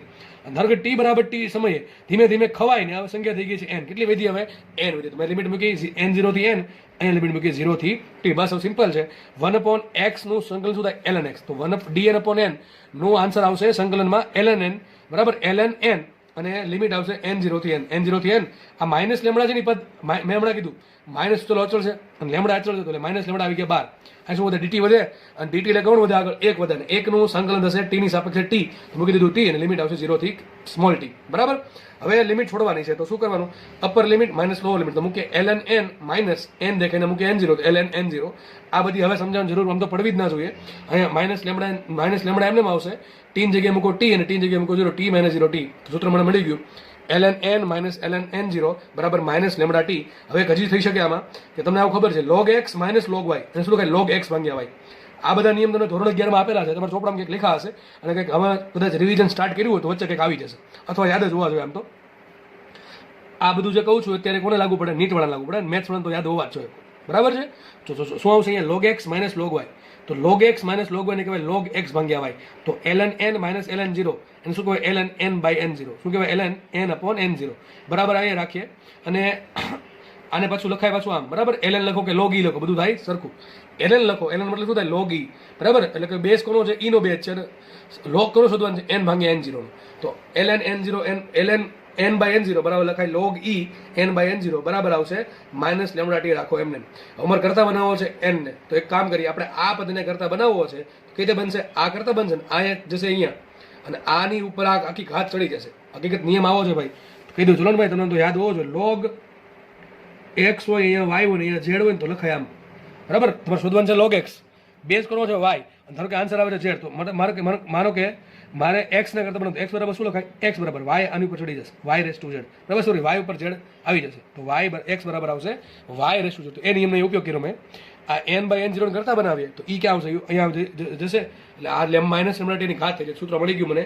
n બરાબર n0, n ભાગ્યા n0 બરાબર e raise to minus lambda T. બહુ જ મહત્વનું સમીકરણ, most IMP equation, most IMP equation. જો કે આવા ઘણા બધા ઇક્વેશન આપણે સાબિત કરવાના છે આ થિયરીમાં. તમને સૂત્ર મળી ગયું n ભાગ્યા n0 બરાબર e raise to minus lambda T. તો n બરાબર શું થાય? n0 આવશે ગુણાકારમાં, તો n બરાબર n0 e raise to minus lambda T. સૂત્ર મળી ગયું મહત્વનું. n બરાબર n0 e raise to minus lambda T. શું મળ્યું? n બરાબર n0 e raise to minus lambda T. ભાઈ 5 વખત લખું, યાદ ન રહે ને તો n બરાબર n0 e raise to minus lambda T, બરાબર. આ બધું યાદ રાખવાનું છે. અરે ભાઈ, ઘણા થાય એવું નવું ભણતા જાય, જૂનું ભૂલાતું જાય. જેમ કે માનો કે તમને એક પ્રશ્ન પૂછું અત્યારે, એમ તમને પ્રશ્ન પૂછું કે અવમંદિત દોલનના કંપ વિસ્તારનું સૂત્ર શું હતું? ફરીથી બોલું છું, અવમંદિત દોલનના કંપ વિસ્તારનું સૂત્ર શું હતું? જો તમને સૂત્ર યાદ હોય તો તમારી મહેનત બેસ્ટ છે, તમને કોઈ પાછળ ન રાખી શકે. ટૂંકમાં રિવિઝન કર્યું છે તો, અને સૂત્ર યાદ નથી, તમને એવું લાગે કે ભાઈ કંઈક આવું અવમંદિત દોલન ક્યાં ભણ્યા છીએ, તો દોલન ચેપ્ટરમાં જવું. એમાં છેલ્લા 2 ટોપિક છે, એક બળ પ્રેરિત દોલનો અને અવમંદિત દોલનો. એ જોવું, એમાં સૂત્ર આવું કંઈક ભણાવ્યું હતું. a બરાબર a0 e raise to minus bt by 2m. જો ચેક કરજો ભાઈ, બરાબર. a બરાબર a0 e raise to minus bt by 2m. આ છે અવમંદિત દોલન સમીકરણ. એમાં કંઈક આવું જ આવે. જો a બરાબર a0 e raise to minus bt by 2m, n બરાબર n0 e raise to minus lambda T. હજી આપણે કેપેસિટર સૂત્ર ભણાવીશ, આવું કેપેસિટરનું ભણાવીશ, બરાબર. કેપેસિટરનું ચાર્જિંગ થાય, ડિસ્ચાર્જિંગ થાય ને ત્યારે આવા સૂત્ર આવશે, ઈના સંબંધો. એટલે ખાસ બધું યાદ રાખવું, અને આ બધું તો જ યાદ રહે, રિવિઝન થાય તો જ, બાકી કોઈને યાદ ન રહે. સમજ પડે કે નહીં? તો સૂત્રમાં આપણને મળ્યું આ ચેપ્ટરમાં n બરાબર n0 e raise to minus lambda T. n શું છે ખાસ સમજવું, n શું છે, કેટલા ન્યુક્લિયસ ખવાવાના બાકી છે. n0 શું છે, શરૂઆતમાં કેટલા ન્યુક્લિયસ હતા. લેમડા શું છે, ક્ષય નહીં હતા. ટી શું છે, કયા સમયે તમારે n શોધવો છે. 5 કલાકે, 10 કલાકે, 2 સેકન્ડે, 3 કલાકે, 3 કરોડ વર્ષે કે 100 કરોડ વર્ષે, જ્યારે તમારે શોધવું હોય n, તો એ મૂકી દેવાનો સમય અહીં, બરાબર કે નહીં? તો તમને n મળી જશે ઓટોમેટિકલી, બરાબર. તમે આ યાદ રાખો, આ યાદ રાખો, બધું સરખું જ છે. n ભાગ્યા n0 બરાબર e raise to minus lambda T, અથવા n બરાબર n0 e raise to minus lambda T આપણે સાબિત કર્યું. જો હું ધારત તો આજે મેં 25-30 મિનિટ બગાડી છે, એની જગ્યાએ સીધું આ તમને ઠાલવી દેવામાં આવે તો તમારે સ્વીકારવું જ પડે, બરાબર, કારણ કે બોર્ડમાં ઓલરેડી આવે છે. ઓકે, તો ખાસ આ સાબિતી તમને જે સમજાવી છે, ખાસ મગજમાં કંઈક ઉતરવી જોઈએ, એટલે મારી મહેનત પાણીમાં ના જાય, બરાબર. તો n બરાબર n0 e raise to minus lambda T. Okay, ચલો આગળ વધીએ આપણે. ઓકે, ચલો તો આપણે એક અતિ મહત્વનું સૂત્ર આપણે તારવણી કરી, એની સાબિતી તમને આપી મેં. સૂત્ર શું તારવું આપણે? n બરાબર n0 into e raise to minus lambda T. પણ સર આપણે શરૂઆત કેવી કરી હતી? અહીંથી કરી, યાદ કરો, શરૂઆત આપણે અહીંથી કરી હતી. e બરાબર e પ્રપોર્શનલ ટુ n હોય, સમજો. e ક્યાં n i proportional two n હોય, જે એક્ટિવિટી છે n ના સમપ્રમાણ હોય. જેવું સૂત્ર મારે n નું લખવું છે એવું સૂત્ર મારે i માટે લખવું. સૂત્ર શું કેમ સર કેમ એવું લખવું છે? અરે સીધી વાત છે કે n ની સંખ્યા ઘટે તો એક્ટિવિટી ઘટે, પણ કેટલી ઘટે એ મારે શોધવું છે. તો સીધી વાત છે, તમે જે પ્રમાણે m નું સૂત્ર લખ્યું એ પ્રમાણે તમે i નું સૂત્ર લખી શકો. કારણ શું? જે i પ્રપોર્શનલ ટુ n છે, અને i બરાબર આવશે શું? Minus lambda n. શું આવશે? i બરાબર આવશે માઇનસ લેમડા ઇન્ટુ n. મતલબ એમ થયોલા કે ભાઈ જેટલું n ઘટે સામું i એટલું જ ઘટે, બરાબર. તો સૂત્ર આવ્યું n બરાબર n0 e raise to minus lambda T. તો બેઠું સૂત્ર ઓટોમેટિક આવી જશે, i બરાબર I0 e raise to minus lambda T. શું આવશે? i બરાબર I0 માઇનસ લેમડા ટી. કારણ શું? i પ્રપોર્શનલ ટુ n છે. તમે I0 મૂકો તો n0 મળે, i મૂકો તો n મળે, બરાબર કે નહીં? ઓકે, તો n બરાબર n0 e raise to minus lambda T અને i પ્રપોર્શનલ ટુ n, એના પરથી સૂત્ર લેવા આપણે. i બરાબર I0 e raise to minus lambda T. i બરાબર I0 e raise to minus lambda T. તો આપણી પાસે i ના 3 સૂત્ર મળી ગયા, એક્ટિવિટીના 3 સૂત્રો. એક તો હમણાં કયું આવ્યું, i બરાબર I0 e raise to minus lambda T. બીજું કયું i બરાબર dn/dt, અને ત્રીજું કયું i બરાબર માઇનસ લેમડા. આ બેનો ઉપયોગ કરીને જ આવેલું છે, આ બંનેનો ઉપયોગ કરીને જ આવેલું છે, બરાબર છે. તો ખાસ 3 સૂત્ર આપણે આવ્યા, બરાબર. તો અહીંયા સુધી કોઈને કંઈ વાંધો હોવો જોઈએ નહીં. વાંધો હોય તો થોડુંક રિવાઇઝ કરીને જોઈ લો, જ્યાં વાંધો હોય ત્યાં, બરાબર. ઓકે, તો આપણે આગળ વધીએ. નવો ટોપિક, એટલે કે આમાં જો કે આ થિયરી આખી ભેગી જ છે, બરાબર. આપણે શરૂઆતમાં અહીંયા આપણે બધી થિયરી જેટલી છે થિયરી ભણી લેશું, બરાબર. એમાં નવી થિયરી નથી, પણ એકદમ ટોપિક કહી શકો, નવો ટોપિક કે જે એક્ટિવિટી જોડે સંલગ્ન છે, બરાબર. તો નવો ટોપિક છે અર્ધાયુ, બરાબર. કારણ કે દાખલામાં તમને ઘણી વખત એવું કહે છે કે ભાઈ યુરેનિયમનો અર્ધાયુ આટલો છે, થોરિયમનો આટલો છે, બરાબર. અલગ અલગ તત્વોના અર્ધાયુ આપ્યા છે. તો અર્ધાયુ શું છે? અર્ધાયુ બસ નામ જ છે, અર્ધાયુ એટલે કે અડધું આયુષ્ય થઈ જવું, બરાબર. એવું જ કંઈક મિનિંગ છે એનો. શું કહે? ચલો હવે પેલા અર્ધાયુ, half period, half time period જે પણ કહેવાય, બરાબર. હાફ ટાઈમ પીરિયડ શું કહે છે? એની 2 સંજ્ઞા છે. તમને આવું જોવા મળે, ટાવ હાફ અથવા આપણે આ મૂકશું ટી હાફ, બરાબર. T half. જો આ ટી હાફ એટલે એવું નહીં ટી ગુણ્યા અડધું, એમ નથી, આમ નથી કાંઈ ભાઈ. આ જસ્ટ મેં સંજ્ઞા આપી છે. ટી નીચે લખ્યું છે હાફ, બરાબર છે. ટી હાફ નીચે લખ્યું, સમજ પડે કે નહીં? તો આપણે સંજ્ઞા આ વાપરશું. તમે ચોપડી કદાચ બની શકે આવું આપ્યું હોય તો આપણે આ વાપરશું, બરાબર. T half. ટી હાફ એટલે સમજવાનું, જ્યાં પણ ટી હાફ લખ્યું સમજવાનું અર્ધાયુ. સર અર્ધાયુ છે શું? ચલો એ સમજીએ, એક એક્ઝામ્પલથી સમજીએ. માનો કે કોઈ ન્યુક્લિયસ શરૂઆતમાં 100, ન્યુક્લિયસ સંખ્યા 100 છે શરૂઆતમાં. ક્યારે? આ n0 ની કિંમત આપી, ક્યારે? t બરાબર 0 સમય. t બરાબર 0 એટલે કે શરૂઆતમાં કોઈ ન્યુક્લિયસ સંખ્યા કેટલી છે? 100 છે. હવે કેટલા સમય પછી આ જે સંખ્યા છે, ખાસ સમજો, કેટલા સમય પછી આ જે સંખ્યા છે એ શરૂઆતની કરતા અડધી થઈ જાય. એટલે પહેલા કેટલી હતી? 100 કેટલી થઈ જાય? 50 થઈ જવી જોઈએ. અને n કેટલા સંખ્યા થઈ જશે? n0 ભાગ્યા 2. તો હવે n કેટલા થઈ જવા જોઈએ? n થઈ જવા જોઈએ પહેલા કરતા અડધા. પહેલા કેટલા? 100 હતા, હવે થઈ જવા જોઈએ 50. અથવા પહેલા કેટલા? n0 હતા, હવે થઈ જવા n0/2. તો આ જે સમયગાળો, એ જે સમયગાળો છે ને કે ટી હાફ. ભલે સમજો ભાઈ, માનો કે કોઈ વ્યક્તિની ઉંમર 100 વર્ષની છે, તો અડધું આયુષ્ય ક્યારે કહેવાય? ખબર પડી જાય આપણને 100 વર્ષની છે, આ વ્યક્તિ 100 વર્ષ જ જીવવાનો છે, ખબર પડી જાય તો આપણે એમ માનીએ કે ભાઈ આ વ્યક્તિ જે 50 વર્ષની ઉંમર પ્રાપ્ત કરે તો એ વ્યક્તિ અર્ધાયુ પોઈગો એમ કહેવાય. તો બસ એવું જ કંઈક યાદ રાખવાનું છે. અહીંયા યાદ રાખવાની, સમજવાનું છે કે અર્ધાયુ કોને કહેવાય. ટૂંકમાં એક વાત તો બાકી, અર્ધાયુ એટલે કે સમયની વાત કરે છે. કેટલો સમય? તો જે સમયમાં ન્યુક્લિયસની સંખ્યા શરૂઆતમાં જે પણ સંખ્યા છે એની લીધી જાય અડધી થઈ જાય. પેલા 100 હોય તો 50 થઈ જવી જોઈએ, 200 હોય તો થઈ જવી જોઈએ 100, 300 થઈ જવી જોઈએ 150, 50 હોય થઈ જવી જોઈએ 25. ટૂંકમાં જેટલી બી શરૂઆતમાં સંખ્યા છે એનાથી અડધી થવા જેટલો સમય લાગે એને અર્ધાયુ કહેવાય. ચલો વાંચો રકમમાં એટલે ખબર પડી જશે વ્યાખ્યા. જે સમયગાળામાં ન્યુક્લિયસની સંખ્યા, કોની વાત કરે? એનની વાત કરે. ન્યુક્લિયસની સંખ્યા પ્રારંભિક સંખ્યા કેટલી હોય? N0 કરતાં અડધી થાય તે સમયગાળાને અર્ધાયુ T1/2 કહેવાય. બરાબર કે નહીં? તો આરામથી યાદ રહી જાય એવું છે. જે સમયગાળામાં સંખ્યા છે જેટલી બી હતી N0 હતી એનેથી અડધી કેટલા સમયગાળામાં થાય? 5 કલાકમાં થાય છે, 10 કલાકમાં થાય છે, 2 કલાકમાં થાય છે, 10 વર્ષમાં થાય છે, 100 વર્ષમાં થાય છે, કેટલા સમયગાળામાં થાય? બરાબર છે, એને કહેવાય અર્ધાયુ. તો મને એમ કહો, શું દરેક વ્યક્તિનું આયુષ્ય સરખું હોય? ના સર, અલગ અલગ હોય. કોઈક 60 વર્ષ, 50 વર્ષ, 2 વર્ષ, 10 વર્ષ, બરાબર, 100 વર્ષ, 105 વર્ષ, 108 વર્ષ, અલગ અલગ ઉંમર, અલગ અલગ વ્યક્તિનું. તો દરેકનું અર્ધાયુ કેવું અલગ અલગ હોય. તો એ જ રીતે યાદ રાખજો, દરેક જે ન્યુક્લિયસ છે, યુરેનિયમ છે, થોરિયમ છે, ટૂંકમાં તો ગમે લઈ શકો તમે, એનું અર્ધાયુ અલગ અલગ હોય. તો પહેલી વસ્તુ જે ખબર પડી આપણને કે અર્ધાયુ કોના પર ડિપેન્ડ કરે? અર્ધાયુ ડિપેન્ડ કરે તત્વ પર. કયું ન્યુક્લિયસ છે? ન્યુક્લિયસના પ્રકાર પર ડિપેન્ડ કરે. યુરેનિયમ માટે અલગ હશે, થોરિયમ માટે અલગ હશે, રેડિયમ માટે અલગ હશે, દરેક માટે ટૂંકમાં અલગ અલગ હોય. બરાબર છે. તો જે સમયગાળામાં ન્યુક્લિયસની સંખ્યા પ્રારંભમાં N0 કરતાં અડધી થઈ જાય એ સમયગાળાને સિમ્પલ કહેવાય અર્ધાયુ. તો આપણે એક કામ કરશું, મારી પાસે સૂત્ર છે n બરાબર N0 e λt. એમાં એક કામ કરીએ, મારે T શોધવો છે. T એવો શોધવો છે કે જ્યારે સંખ્યા N0 કરતાં અડધી થઈ જાય. ટી કયા ટીની વાત કરીશું? અર્ધાયુ શોધવો છે. તો હું શું કરીશ? અર્ધાયુ શોધવા માટે આ સૂત્ર છે એમાં T બરાબર શું મૂકી દઉં? અડધું મૂકી દઉં, T1/2 મૂકી દઉં, અને બીજું શું કરું? આજે N જે કેટલા મૂકી દઉં? N0/2. તો મને શું મળશે? ઓટોમેટિક અર્ધાયુ મળી જાય. આપણે કામ કરીએ, આપણું જે સમીકરણ છે n બરાબર N0 e λt, એમાં શું કરીએ આપણે? સંખ્યા કેટલી છે? N કેટલી થઈ જવી જોઈએ? 50. એટલે કેટલી? અડધી. કોના કરતાં અડધી? N0 કરતાં અડધી. તો એક કામ કરીએ, સંખ્યા મૂકી દઈએ અડધી, n શું મૂકી દઉં? N/N0/2.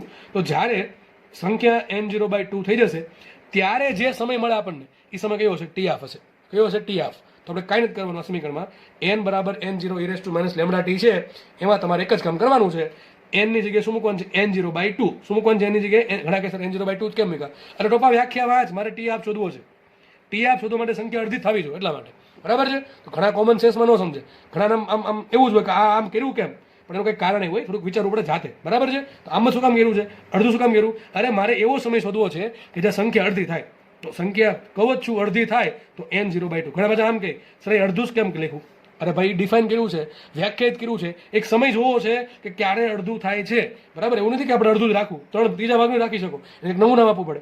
પણ જે ચાલે એ ચાલે છે, સમજ પડે કે નહીં? તો જે સમયગાળામાં સંખ્યા અડધી થાય છે એ સમયગાળાને T1/2 કહેવાય. આપણે કામ કરીએ, n બરાબર શું મૂકી દઉં? N0/2. ત્યારે જે સમય મળશે એ કયો હશે? T1/2 મળશે. નેક્સ્ટ પેજમાં ગણતરી કરી છે. સૂત્ર છે કયું? n બરાબર N0 e λt. આપણે કામ કરીએ, મેં શું કીધું એમાં? તો n બરાબર મૂકી દઈએ N0/2, અને T ની જગ્યાએ શું મૂકી દઉં? T1/2 મૂકી દઉં. બરાબર, T1/2. જો આમ નથી લખ્યું T/2, આમ લખ્યું છે T1/2, જે સંજ્ઞા આપેલી છે. બરાબર છે. તો સાદુરૂપ આપવાનું છે. જો N/N0/2 બરાબર N0 e λ into T1/2. બરાબર, T1/2. તો N0 ઉડી ગયા, વધે શું? 1/2 is equal two e λ into T1/2. હવે વિચારો, આ 2 છે 1/2, શું લખાય? 2 ની -1 ઘાત લખાય, ન લખાય? બરાબર. તો 1/2 લખ્યું છે 2 ની -1 ઘાત. અરે ભાઈ, આમ 2 ની 1 ના છે તો 2 ની 1 ઘાત શું લખાય? 2 ની -1 ઘાત. તો 2 ની -1 ઘાત બરાબર આવશે e λ into T1/2. હવે સમજ પડે તો ઠીક છે, 2 નું માઇનસ ઉડી જશે, અને એમ ખબર ન પડે તો બે બાજુ મેં -1 ઘાત વડે ઉડ્યા છે, સોરી લેખા છે, આવું થઈ જશે. 2 બરાબર e λ into T1/2. બરાબર કે નહીં? ટૂંકમાં માઇનસ ઘાત બે બાજુથી ઉડી ગઈ. હવે મારે શોધવાનું છે T1/2 શોધવાનું છે. યાદ રાખો, જ્યારે તમારો જવાબ ઘાતમાં હોય ને ત્યારે લોગ લેવો પડે. યાદ રાખો, જ્યારે તમારો જવાબ, યાદ રાખજો, હંમેશા ઘાતની અંદર હોય ને, કોઈની ઘાત ઉપર, ત્યારે તમારે હંમેશા લોગ લેવો પડે. મેં શું કર્યું? અહીંથી લોગ લીધો. લોગ કેવું લેવાનું? જ્યારે પણ તમને કોઈ સમીકરણમાં ઈ દેખાય ને ત્યારે હંમેશા લેવાનું તમારે ln જ લેવાનું. શું લેવાનું? ln. તમારો બે ઓપ્શન છે, કાં તો ln લો કાં તો log 10 લો. જો કે કોઈ પણ લઈ શકો, આપણે બે આ ફેમસ છે. બરાબર છે. તો જ્યારે યાદ રાખો, જ્યારે પણ સમીકરણમાં તમને ઈ દેખાય ત્યારે તમારે લેવાનું શું? ln લેવાનું. આપણે સમીકરણ મળ્યું 2 બરાબર e λ T1/2. શું મળ્યું? 2 બરાબર e λ T1/2. હવે લીધો બે બાજુ લોગ, કારણ કે મારે T1/2 શોધવું છે, અને T1/2 છે એની ઘાતમાં છે, અને જ્યારે ઘાતને તમારે આન્સર બનાવવો હોય, કરતા બનાવવો હોય, ત્યારે એક જ રસ્તો છે લોગ. તો બે બાજુ લોગ લઈ લઈએ તો ln2 બરાબર આવશે ln e ની λ into T1/2 ઘાત. હવે સમજો, ln2 તો એમને રહેવા દઉં. હવે જો આ યાદ રાખો, આવું તમને શીખવાડ્યું છે, કોઈ પણ હોય log x ની y ઘાત હોય એને શું લખાય? ઘાત આગળ વહી આવે, ટૂંકમાં y into log x. શું લખાય? y into log x. ભાઈ, લોગના નિયમ આ ચેપ્ટરમાં આવડવા જરૂરી છે. બરાબર છે. બેઝિક નિયમ છે પણ તમને 4-5 કીધા છે એ આવડવા જરૂરી છે. જો કે ધીમે ધીમે તમને રિવિઝન પણ થઈ જશે. તો log x ની y ઘાત હોય તો તમે ઓટોમેટિકલી y આગળ લઈ શકો. તો જે લેમડાનું tf છે એ આગળ લઈ લો. તો શું આવશે અહીંયા ln તો એમ રાખ્યું છે, લેમડા ઇન્ટુ tf આગળ લઈ લીધું, એ શું વધે ln e વધે. હવે ln e ની કિંમત 1 આવે. એનું કારણ શું? આવું કંઈક કારણ છે. log x હોય તો આન્સર 1 આવે.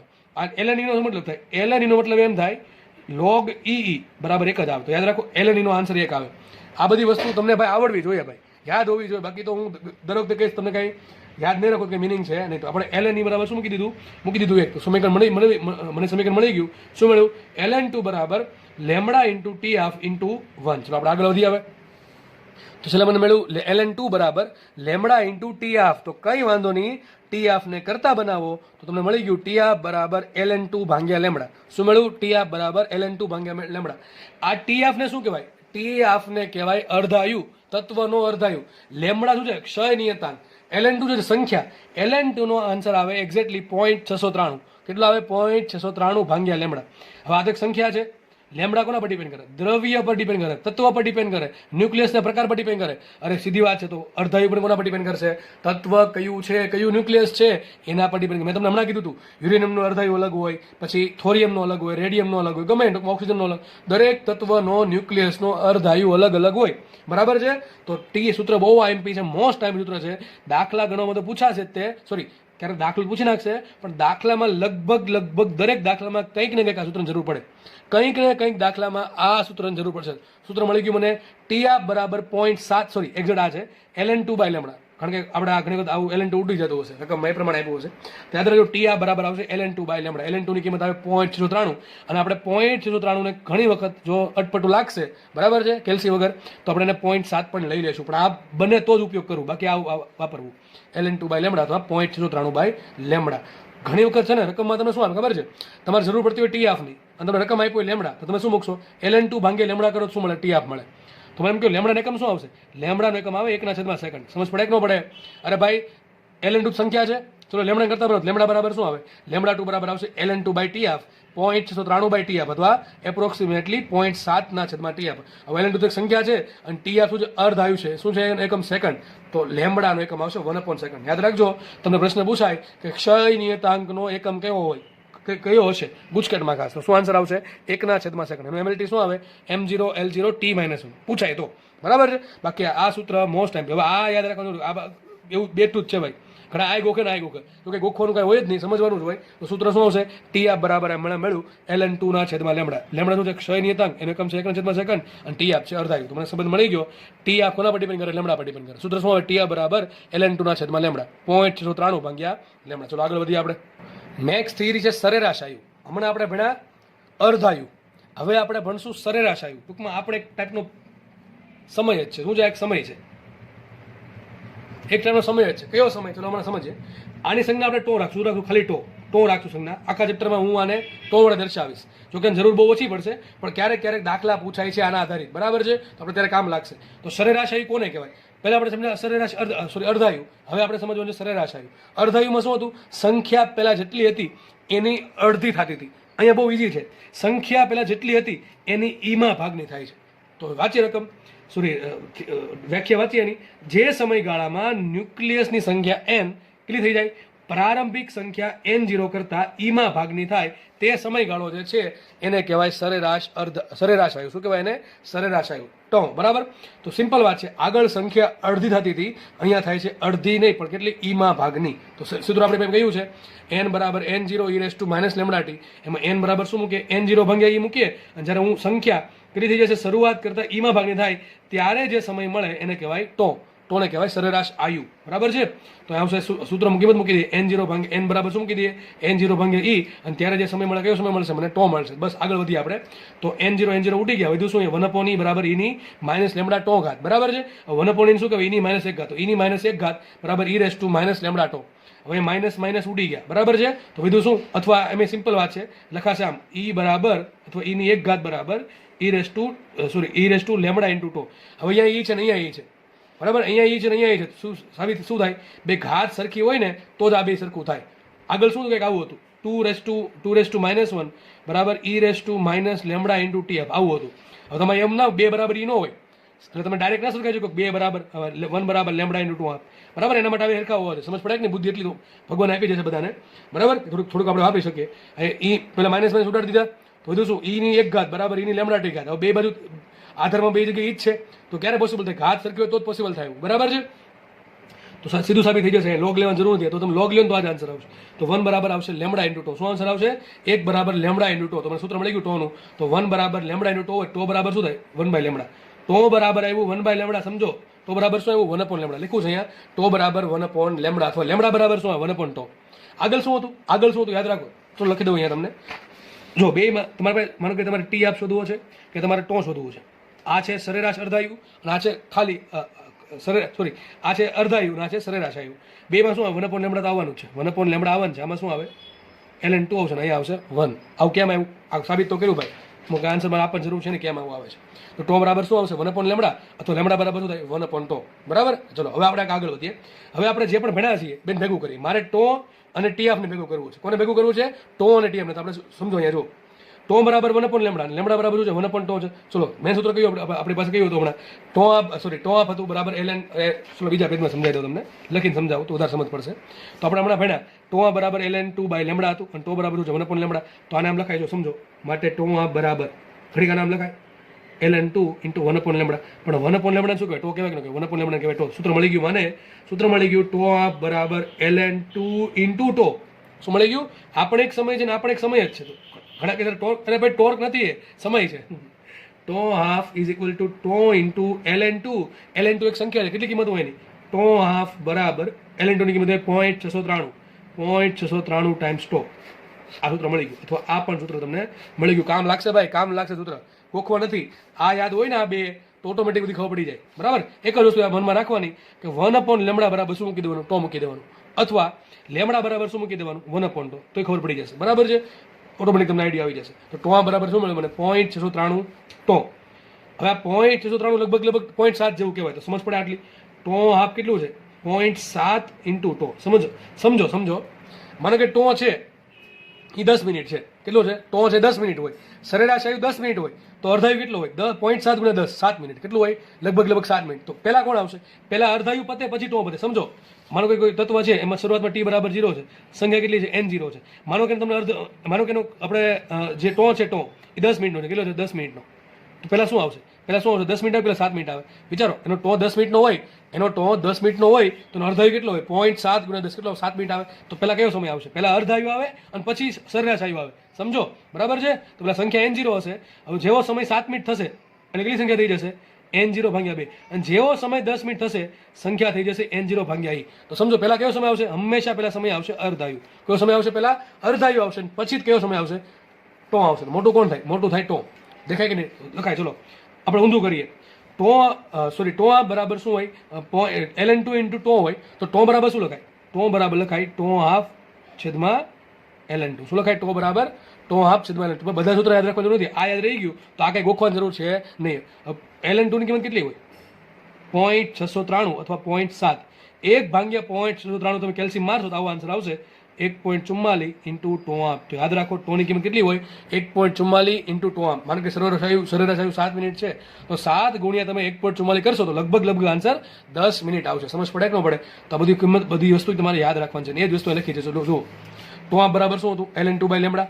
એને લખ્યું ln2 into 1 upon lambda. 1 upon lambda શું કહેવાય? 1 અપોન લેમ્બડા કહેવાય તો આવશે ln2 ઇન્ટુ ટો. તો સૂત્ર મળી ગયું ટો હાફ બરાબર 0.693 ટો અથવા 0.7 ટો અથવા ln2 ઇન્ટુ ટો. બરાબર છે. અને આ બધી આપણે ખબર શું પડે? મોટું કોણ છે? મોટું ટો છે, ટો હાફ છે. મોટું છે ટો. કોણ છે? ટો. પહેલા ટો હાફ આવે પછી ટો આવશે. પહેલા સરેરાશ અર્ધાયુ પતે પછી સરેરાશ આયુ પતે. બરાબર કે નહીં? તો ટો મોટું છે ને ટો હાફ નાનું છે. બરાબર કે નહીં? તો સૂત્ર લખ્યું છે ટો બરાબર શું થાય? ટો હાફ. જો કાંઈ જ વસ્તુ લખી છે અહીંયા 1.44 વાત. હવે ખાસ આ સમજવાનું છે. જો આ શું કહેવા માંગે? તમારો વિડીયો પોઝ કરો અને આ શું લખ્યું સમજવાનો પ્રયત્ન કરો કે ટો હાફ બરાબર કેટલું છે? 0.5 ગુણ્યા ટો. ટો હાફની કિંમત 0.5 ટો કરતાં વધારે હોય. આ શું કહે? ચલો સમજીએ. જો વિડીયો પોઝ કરીને સાથે વિચારો પછી આ જોજો. ચલો હમણાં આપણે એવું સાબિત કર્યું કે ટો હાફ કેટલું હોય? લગભગ 0.7 ઇન્ટુ ટાઈમ્સ ટો હોય. બરાબર કેટલું હોય? 0.7 ટાઈમ્સ ટો હોય. હવે એમ કહું કે 0.5 ટો છે એની કરતાં 0.7 ટો મોટું. સાચું ખોટું? 0.5 ટો કરતાં 0.7 ટો મોટું. 0.5 શું કહેવાય? 1/2 ઇન્ટુ ટો. 1/2 ઇન્ટુ ટો કરતાં 0.7 ટો મોટા કહેવાય. પણ 0.7 ટોને શું કહેવાય? ટી હાફ કહેવાય કે ન કહેવાય? તો હાફ ઇન્ટુ ટો કરતાં ટી હાફ મોટા હોય. સમજ પડે કે ન પડે? તમને એક્ઝામ્પલથી સમજાવું. અથવા 0.5 ટો કરતાં ટી હાફની કિંમત મોટી હોય. સમજ પડે કે ન પડે? માનો કે કોઈ થતો માટે ટો 10 મિનિટ છે. કેટલું છે? 10 મિનિટ છે. તો શરૂઆતમાં ટી બરાબર 0 સમય સંખ્યા કેટલી? n0 છે. ધારો કે જેવી 7 મિનિટ ગઈ એટલે કેટલી સંખ્યા થઈ જશે? n0/2. જેવી 10 મિનિટ થઈ સંખ્યા કેટલી થઈ જશે? n0 ભાગ્યા ઈ. હવે ટો 10 મિનિટ છે તો ટો આ કેટલું હોય? ટો ભાગ્યા 2 કેટલા હોય? ટો ભાગ્યા 2 હોય 5 મિનિટ. તો સમજો આ 5 મિનિટ છે 7 મિનિટ કરતાં નાના કહેવાય કે ન કહેવાય? કહેવાય કે ન કહેવાય? નાના કહેવાય. તો યાદ રાખો, ટોના છેદમાં 2 કેટલા છે આપણા કેસમાં? 5 મિનિટ છે. અને ટો હાફ કેટલું છે? 7 મિનિટ. સમજો ભાઈ, સમજો.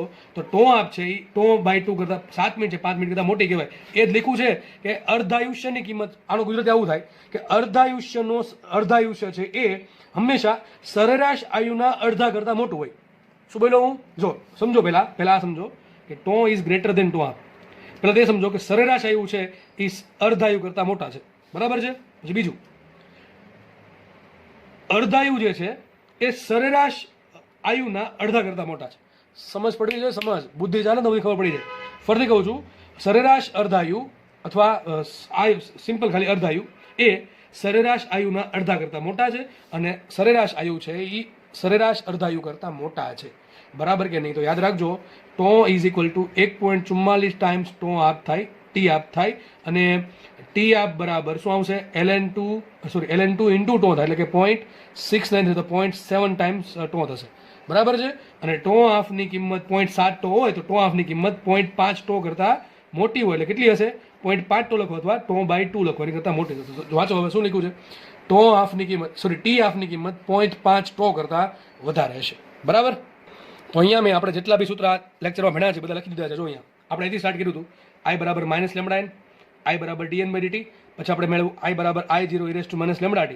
પછી આપણે મેળવ્યું n બરાબર n0 e - λt.